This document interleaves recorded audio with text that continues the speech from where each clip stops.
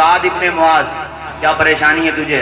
کہا اچھا یہاں آ کر کے طواف کرتے ہو اور مدینے میں یثرب میں تم ہمارے دشمنوں کو پناہ دیتے ہو؟ تو بولے ہاں، منع نہیں کیا کہ نہیں ان سے ہمارا کیا تعلق، کہا ہاں، بلکہ آپ نے کہا تم کہتے ہو محمد کو پناہ دی ہے، ارے جاہل، جاہلوں کے سردار ابو جہل، ہم نے محمد کو پناہ نہیں دی ہے، محمد کی کملی نے ہمیں پناہ دی ہے۔ ہمارا یوٹیوب چینل صباحت نیٹ پر سبسکرائب کریں اور بیل آئیکن کو دبانا نہ بھولیں۔ وہ کس کو ملے جو تیرے دامن میں چھپا ہو، ڈھونڈا ہی کریں صدر قیامت کے سپاہی، وہ کس کو ملے جو تیرے دامن میں چھپا ہو۔ ہمیں پناہ دیے۔ ابو جہل کو اتنا غصہ آیا، بخاری کی حدیث کہتی ہے اتنا غصہ آیا کہ غصے میں لال پیلا ہوا، امیہ کو ڈھکیلا اس طرف۔ امیہ کی ٹینشن یہ بڑھ گئی کہ اب اسے سنبھالوں یا اپنے اس یثربی مہمان کو، مدینے کے مہمان کو سنبھالوں۔ اس کے لیے تو دونوں قریبی تھے، مگر ابو جہل دو اعتبار سے قریبی تھا، ان سے پھر تعلقات تھے، وہ مذہبی اعتبار سے بھی اس کا تھا۔ وہ دونوں کو بچا رہا ہے کہ ابو جہل نے ڈھکیلا اور چپٹ گیا سعد ابن معاذ سے۔ تو میرے نبی کا غلام ڈرا نہیں، خوف زدہ نہیں ہوا، اٹھا کے پٹک دیا زمین پہ۔ فتلاحیا بینہما، گتھم گتھا ہو گئی۔ جب دونوں میں جھگڑا اتنا بڑا کہ زبان سے ہاتھ تک اور ہاتھ سے روح پٹک تک جب جھگڑا بڑھ گیا تو امیہ کے طوطے اڑ گئے۔ اب کیا کروں؟ ارے بھئی ڈڈولی کے مسلمانوں بات سمجھ میں آ رہی ہے آپ کے؟ طوطے اڑ گئے، پنجرے بھی اڑ گئے، کہ کریں کیا؟ ارے اب کیا کریں؟ یہ تو دونوں بھڑ گئے، جھگڑا ہو گیا۔ کہتے ہیں نا جس کے دل میں ایمان نہیں اس کا یقین بھی نہیں۔ صحیح بات یہ تھی، انصاف کی بات یہ تھی کہ امیہ کہتا ابو جہل سے کہ یار وہ طواف کرنے آیا ہے، بڑا آدمی ہے، طواف کرنے دے، چلا جائے گا۔ اس نے یہ نہیں کہا۔ فقال امیۃ لسعد لا ترفع صوتک علی ابی الحکم، اس نے کہا سعد یار تم خاموش ہو جاؤ، تمہیں پتہ نہیں ہے یہ کتنے بڑے آدمی ہیں؟ ابو جہل کو کہا تو سعد ابن معاذ نے کہا تجھے پتہ نہیں ہے ہم کتنے بڑے آدمی ہیں؟ سبحان اللہ، واہ واہ واہ واہ، زندہ باد زندہ باد۔ ایک مثال دے رہا ہوں، کبھی جھگڑا مت کر لیو۔ تمہارا کوئی آدمی پاک بڑا گیا، پاک بڑا راستے پہ پڑتا؟ ارے راستے پہ تو پڑتا ہے۔ ایک مثال دینے کے لیے کہہ رہا ہوں یار۔ اب وہ پاک بڑے میں جو ہے اس کو پکڑ لیا تو عاجز آ کے وہ یہی تو کہے گا بیٹا کبھی جویا نہیں آؤ گے تو راستہ ڈڈولی ہو کے جاتا ہے، یہی تو کہے گا وہ۔ جب امیہ بھی بول پڑا تو سعد ابن معاذ بولے واللہ لئن منعتنی ان اطوف بالبیت لاقطعن متجرک بالشام، کہ بھئی دیکھ اب سن کان کھول کے، تو بھی بول رہا تو تو بھی سن، پہلے تیرے باپ کو سمجھا رہا تھا، تجھے سمجھا رہا اور دونوں سنو، اور دونوں کے پیچھے پیچھے جتنے بھی تمہارے چیلے چپاٹے سب سنو۔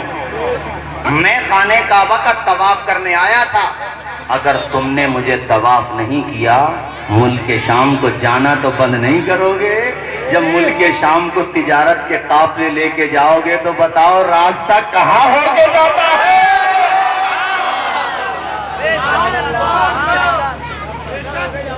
اپنی بھاشا میں کہتے ہیں نا کہ وہیں بتائیں گے تمہیں صحیح کر کے۔ ہم لوگوں کی مراد آبادی بھاشا میں یہی تو کہتے ہیں دیکھ لیں گے چل، ابے آگا تو وہی کو، آئے گا تو ملک شام کو ضرور جائے گا، بغیر تجارت کے گزر بسر نہیں ہے اور بغیر یثرب کے راستہ نہیں ہے۔ یہاں یہ بھی بتا دوں یثرب کہتے تھے مدینہ کو، حضور کے قدم پڑے تو یثرب سے مدینہ ہو گئے۔ سبحان اللہ۔ اور اب عالم یہ ہو گیا کہ زمانے کے سارے مریضوں سے کہہ دو، زمانے کے سارے مریضوں سے کہہ دو، مدینے میں آقا دوا دے رہے۔ سبحان اللہ، نعرہ تکبیر، نعرہ رسالت، نعرہ غوثیت، مسلک اعلیٰ حضرت مولانا توصیف رضا صاحب کی نسب بھلی علماء اہل سنت۔ کیا کہا؟ آؤ گے تو مدینہ ہو کر ہی.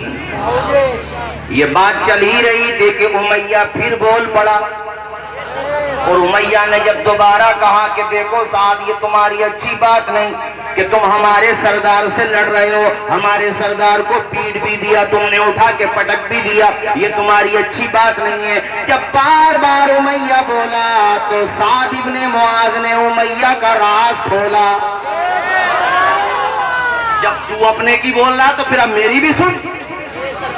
یار اس کو کہتے ہیں ایمان کی ہمت. سب وہی تو لوگ ہیں، قتل بھی ہو سکتے تھے مگر ڈرے نہیں کہ ہوں گے تو ہو جائیں گے. وقت آئے گا کوئی بچا نہیں سکتا، اور نہیں آئے گا تو کوئی مار نہیں سکتا. کرونا کی تو ویکسین آ گئی اور دوائیوں کی بھی آ جاتی ہے، لیکن موت کی کوئی ویکسین نہیں ہے. اور جب نہیں آئے گی تو کوئی دوا نہیں جو مار دے. وقت سے پہلے کوئی نہیں، ڈرے نہیں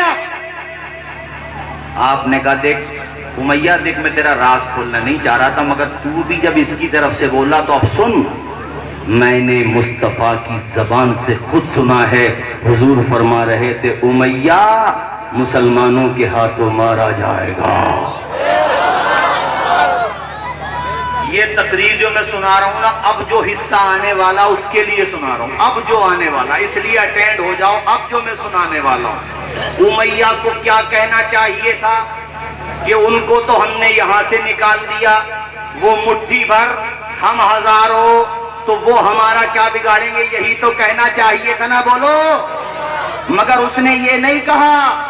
جب کہا نا کہ تیرے بارے میں کہا کہ تو مارا جائے گا، تو اس نے کہا ایایا اے سعد میرے بارے میں؟ آپ نے فرمایا نام ہاں تیرے بارے میں. اللہ اللہ، حضور کی صداقت دیکھو، شان نبوت دیکھو، شان رسالت دیکھو. اپنے تو اپنے بیگانے بھی گواہی دیتے ہیں. جب اس نے تصدیق کر لی کہ ہاں تیرے بارے میں فرمایا، تو گردن ہلاتا جاتا تھا، چہرہ غمگین ہو گیا، غصہ ختم ہو گیا، اور گردن نیچے کر کے کہہ رہا تھا واللہ لا یکذب محمد اذا حدثا. اللہ کی قسم محمد جب بھی بولتے ہیں جھوٹ نہیں بولتے، سچ بولتے. سبحان اللہ، بہت بہت زندہ باد زندہ باد. یہ کون کہہ رہا ہے؟ آتنکوادی بولو. کون کہہ رہا ہے؟ دشمن. اور وہ بھی چوٹی کے دشمنوں میں جو تھا، وہ کہہ رہا محمد جب بھی بولتے ہیں سچ بولتے ہیں. اور ابو جہل سے غصے میں بھر کے بولا تیرے چکر میں بھی مرتا تو مری جاتا، پتا تو نہ چلتا. ڈالے اپنے آپ، میں تو اپنے گھر چلا. اور وہ راستے میں گھر کو جاتا تھا، راستے میں یہی جملہ اس کی زبان پہ تھا کہ محمد جب بھی بولتے ہیں سچ بولتے ہیں. گھر پہنچا، چہرہ اترا ہوا. بیوی نے کہا کیا ہوا آج اور دن کی طرح موڈ نہیں تمہارا، اتنے غمگین؟ کہ تو مت پوچھے بہت ٹینشن ہو رہی ہے. کہا بتا تو ہوا کیا؟ کہا ما تعلمین ما قال لی اخی یسربی قالت وما قالا. ارے تجھے پتا نہیں وہ اپنا جو مہمان رکا ہوا تھا اس نے کیا خبر دی ہے؟ بیوی نے کہا کیا خبر دی ہے؟ کہ وہ یہ کہہ رہا ہے کہ محمد عربی نے میرے قتل کی خبر دی ہے. تو بیوی بولی بات سچی ہے. بولو بھائی زور سے. سبحان اللہ. آس پاس کے مسلمانوں یہ مت سوچنا کیا وہ مسلمان تھی. نہیں، مسلمان نہیں تھی، مگر 40 سال تک حضور کی امانت بھری زندگی دیکھ کے وہ بھی مانتے تھے جو حضور کو نبی نہیں مانتے. یہ ایمان کا معاملہ تو اللہ کی توفیق پر ڈیپینڈ ہے. اللہ جسے چاہے دولت ایمان سے مالا مال کر دے، ورنہ سب جانتے تھے محمد جھوٹ نہیں بولتے صلی اللہ علیہ وسلم. تو بیوی نے مشورہ دیا یہ بات سچی کہہ رہے ہو تم؟ کا میں سچی کہہ رہا ہوں، کانوں سن کے آیا ہوں. جھگڑا دونوں میں ہو رہا تھا، پتہ نہیں میں کہاں سے بیچ میں پڑ گیا، مجھے ٹینشن. کہا میری بات سن، ابو جہل کتنی دفعہ تمہیں بلانے کے لیے اپنے گھر پکڑ لو، اپنا کونا پکڑ لو. گھر میں رہو گے تو سیف رہو گے، یہیں پہ رہو، یہاں کے علاوہ کہیں جانا مت. گھر میں رہو گے تو سیف رہو گے، چونکہ ہم انہیں نبی اور رسول مانے نہ مانے مگر سچا تو مانتے ہیں. अगर खबर दिए तो बात पक्की है मियाँ, मौत आना थी कौन टाल सकता था। एक दिन वो भी आया कि अबू जहल ने सारे सरदारों को बुलाया और कहा भाई हमारे पास खबरें आ रही हैं, मदीने के यहूदी इंफॉर्मेशन देते हैं कि इस्लाम मदीने में भी बहुत तेजी से फैल रहा है। हम हाथ पे हाथ रख के बैठे रहे तो फिर पता चलेगा, यहाँ से निकाला इसलिए था इस्लाम खत्म हो जाए, कहीं ऐसा ना हो कि वो वहीं हम पे ही आके चढ़ाई कर दें। इसलिए भैया तैयारी करो और जंग की तैयारी करो। सारे लोग बोल रहे हैं, अपना अपना मशवरा देते हैं। उमैया कहता भाई मुझसे चंदा कितने ही ले लो मगर मदीने नहीं जाऊंगा। चंदा डबल ले लो, ट्रिपल ले लो, 4 जगह ले लो, कितनी दफा चंदा ले लो, जाऊंगा नहीं। अबू जहल एक तरफ को बुला के ले गया कि बेवकूफ, हम और आप जिम्मेदार लोगों में से आते हैं, अगर तू ही नहीं जाएगा तो कौन जाएगा? तुझे याद नहीं है साहब क्या कह के गया था? बोलो बोलो, जोर से बोलो, जोर से बोलो। और अरे हो इस वजह से डर गया, उसके सामने की बात थी। घर को गया, जा करके खूब कहा एक काम कर भाई, तू एक वादी बताई कि उस वादी तक चल, थोड़ी दूर बॉर्डर तक चल, लोगों को लगेगा कि उमैया भी जा रहा है, तू वापस आ जाना वहां से। जब ये समझा रहा था तो बीवी भी देख रही थी। अबू जहल चला गया तो बीवी ने कहा मेरे शौहर क्या यसरबी मेहमान की बात भूल गए? बात समझ रहे हैं आप? मगर मुख्तसर इतना समझो कि जब मौत आती है तो अक्ल के पुर्जे ढीले हो जाते हैं, वो जाती है तो आई जाती है। और हुजूर ने इसकी कत्ल की खबर दी थी तो ये कैसे बच सकता था? इसको तो मरना ही था और जिल्लत की मौत मरना था। इधर वो अबू जहल रोजाना आकर के बरगलाता, तो इसने क्या काम किया? अपनी बीवी को मुतमईन करने के लिए कहा कि मैं ऐसा घोड़ा खरीद रहा हूं जो तेज रफ्तार है, घोड़ा या ऊंट इन दोनों में से एक सवारी। कहा मैं तेज रफ्तार और मैं पीछे पीछे रहूंगा, जैसी खतरा देखूंगा उल्टे कदम कुफ्र डरता बहुत है, वापस आ जाऊंगा। अब मैं आपको बताना चाहता हूं जनाबे वाला ये तैयार हो गया, मगर जब घर से निकल रहा था तो बीवी ने दामन पकड़ लिया, बार बार याद दिलाया और कहने लगी बीवी ऐ मेरे शौहर तुम जा तो रहे हो मगर मुझे तुम्हारा जाना अच्छा नहीं लग रहा है, मुझे समझ नहीं आ रहा है, तुम यकीनन मारे जाओगे, मैं विधवा हो जाऊंगी, मैं तुम्हारे पांव पकड़ती हूँ, कदम पकड़ती हूँ, रुक जाओ। मगर उधर अबू जहल खींच रहा था, बल्कि ये कहो कि मौत इसे अपनी जगह लेकर के जा रही थी। अब बहुत तेजी के साथ सुनो, उसके बाद इस हदीस को मुकम्मल करूंगा। ये काफिला इन लोगों का कितने लोग हैं जनाबे वाला?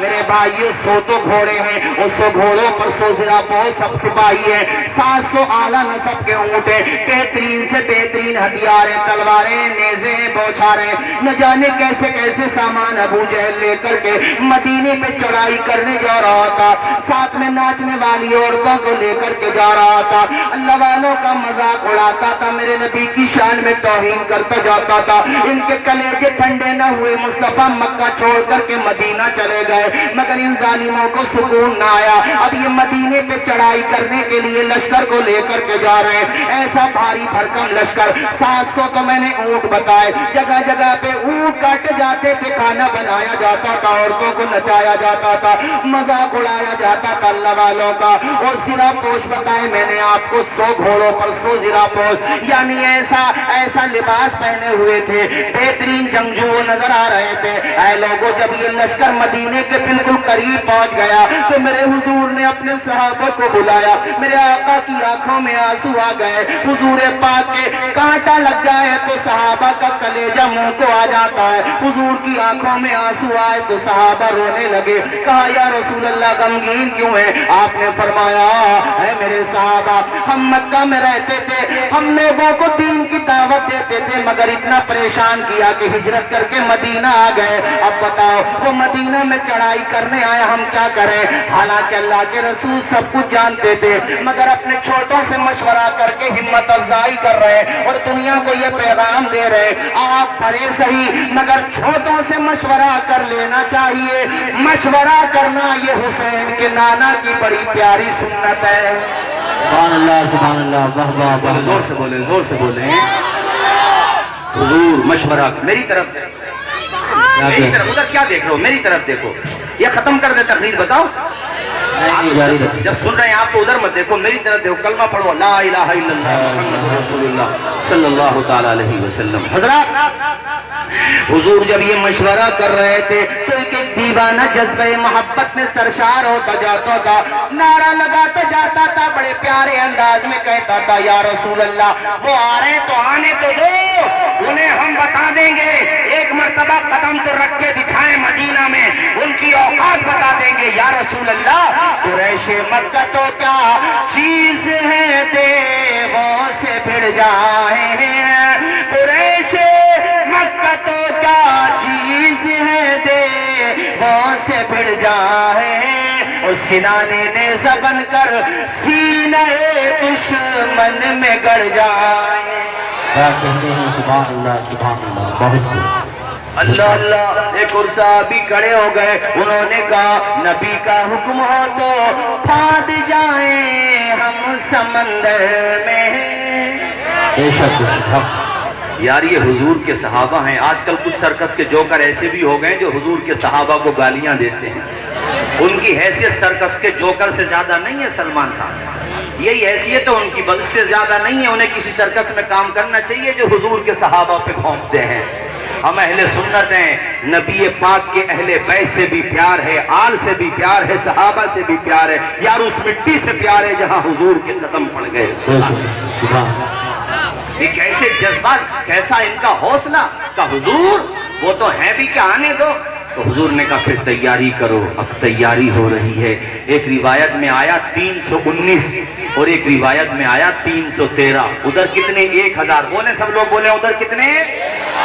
بولیں کتنے؟ اور ادھر 313 یا 319، دونوں روایت ہیں، 313 یا 319. نعرہ تکبیر، نعرہ رسالت.